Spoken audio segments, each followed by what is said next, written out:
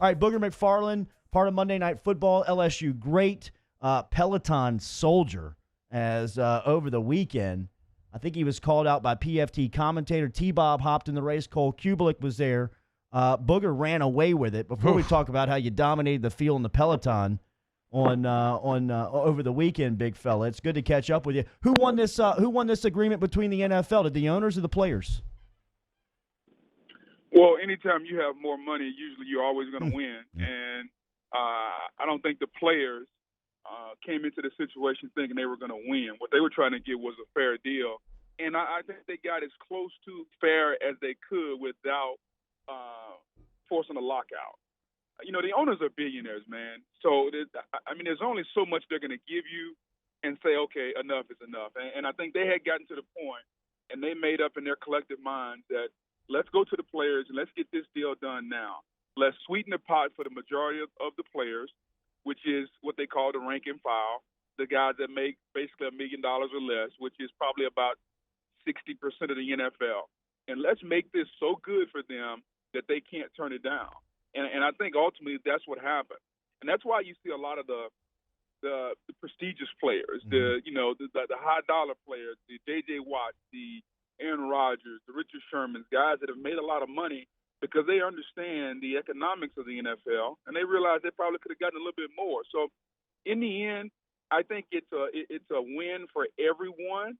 But ultimately, when you're a billionaire, you're always going to win, man. You got more money than everybody else. Yeah. Outside of the fraternity, outside the football fraternity, for somebody that doesn't understand it, it seems like there's a disconnect on the Players Association side, as you just talked about, a lot of infighting where you saw two different messages coming from one side of the players, J.J. Watt, Aaron Rodgers, the Pouncey twins, the other 60% of the league, and then you learn that 500 players didn't vote. When you see that as a former player, what's your feeling?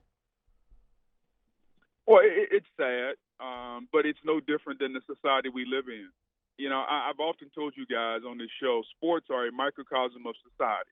And if you look at what happens in our general election, whether it's presidential, government, doesn't matter. Do we get 100% turnout? No. And the reason being is some folks just feel like their vote doesn't count. And it's sad to say because it's 2020, and some of the fights that people in this country have had to go through to earn the right to vote, and you have some people that have the right to vote that don't even vote. And so the closeness of the race didn't surprise me because democracy is messy. That's how it is. You know, I can tell you I like my steak well done. It's okay. Nobody, people will laugh at me. But if I tell you I'm a Republican, Democrat, or Independent, people will raise all kind of hell. You know, we have a disdain in this society for people's views, especially when it involves voting, whether it's political, any type of democratic format. I mean, look, Boog, kind of to your point, I don't care what you believe politically, but getting your steaks well done, that's a major, major character flaw, Boog. I don't know how much I can trust you, quite frankly. I mean, who wants to eat meat that is bleeding? I don't. I mean, you may as well go kill the cow in the pasture and eat him out there. I can't even have this conversation. You're ruining the texture and the taste of the delicious steak. But that's not what we're here to talk about, this new CBA. Boog, as I understand it through reading it, so I know that some of the bigger players like Aaron Rodgers and like you said, wanted to fight for that 50-50 revenue so that they don't get it. They end up getting 48%. But a lot of the potential bonuses, the potential to bump that up to 48.5, 48.8, it's all tied to these TV revenue deals. Do you have any insight as to, with where things sit currently economically, like will the NFL, will they look to do these TV deals now, or do you think they'll wait till we are out of this kind of pandemic stage and wait till everybody's feeling a bit more confident about the money that they'll have to spend?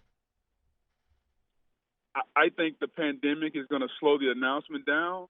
But in my mind, just my gut, I think these TV deals are done. Oh, wow. I think these deals are going to be announced or as long as the country has bounced back and we got this pandemic under control, I think these TV deals will be announced sometime before the presidential election.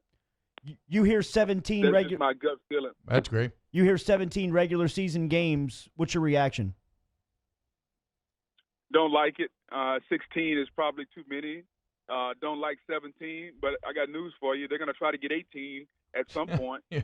And You think they'll get it? If you think about the model, no, I don't. I think that's where the players will draw the line. Some of them were ready to draw the line at 17. But if you think about it, guys, how else can you grow the league? Like, we're playing games in Mexico. We're playing games in London. We got Thursday night football, Monday night football, Sunday night football. What else can we do besides add more inventory to grow the game? Like, we got NFL, NFL.com, NFL merchandise. Like, we have so many revenue streams, but the biggest way to grow the game is by adding more inventory, i.e. more games. Because more games will allow you to make more TV money. I'll give you a small glimpse into the world of television and how this works. Monday Night Football pays. Sit down, T-Bob. I want to make sure you're sitting down for this. For every Monday night game, we pay $110 million for every single Monday night game. So if you think about adding a 17th game for every team. I'm not really good with math, but do the math, and you see how much inventory that is. Now you multiply that, whether that game is on ESPN, CBS, Fox, NBC, wherever it's at. Now you can see how drastically you can change the bottom line of total revenue in the National Football League. So it's really the only way to grow the game and make an astronomical difference. That's why the owners came into this saying we need 17 games. And I think during the next round of negotiation, probably 8, 9, 10 years from now, they're going to ask for game number 18. And basically what they're going to say is we play a total of 20 games, 3 preseason games and 17 regular season games. Yeah. Let's take away another preseason game and add another regular season. So we're going to keep the total at 20, okay, but we're just going to change the revenue model and make it regular season. What that's going to do is the players will make more money, but the networks can also charge more money for regular season football. Yeah, it's kind of wild to think about, considering that the difference on a player's body between those preseason games and regular season games is pretty drastic. But as you said, it's billions. It's literally over $1 billion in revenue for adding that 17th game. What about more playoff teams? Boog, I know that I'm of the opinion that one of the things I've liked most about the NFL is the playoffs are so kind of restrictive, right? It's not like the NBA where over half the league makes it. You got to really earn it. Now you're going to be looking at a total of 14 teams over 12 teams. What's your initial reaction to that news? At some point, are we trying to get everybody in the playoffs? I'm not really a fan of it. Thank you. 14 teams in. You know, to me, there are only 32 teams in the National Football League, and you're almost at a point where you're ready to add half. To me, that's a few too many. Boog, you're a beast on the Peloton. What's the schedule? Oh, my God. Jeez, bro.